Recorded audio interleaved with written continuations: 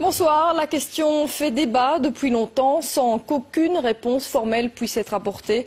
Il n'empêche, cette étude laisse perplexe. Des chercheurs de l'ULB ont exposé des fourmis à des ondes GSM.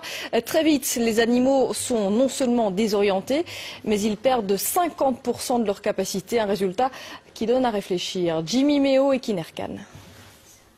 L'expérience peut être réalisée très rapidement.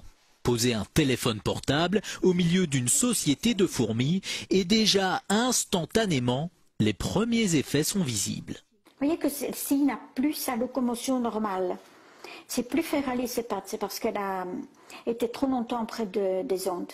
Ça, c'est une ataxie musculaire. Le premier système touché est le système nerveux. Mais le système nerveux, il dirige tout. Il dirige la locomotion, il dirige la perception des signaux émis par les autres, il dirige le comportement, etc. Donc tout est affecté. Les capacités d'apprentissage des fourmis exposées aux générateurs d'ondes sont affectées de 50% par rapport à la normale. Et même avec une période de récupération, elles ne retrouvent que 60% de leur capacité de mémorisation. J'ai éteint le générateur, elles ont récupéré un peu et ont pu apprendre, mais n'ont plus jamais réatteint leur niveau initial. Il en est de même pour 7 fourmis exposées aux ondes du GSM.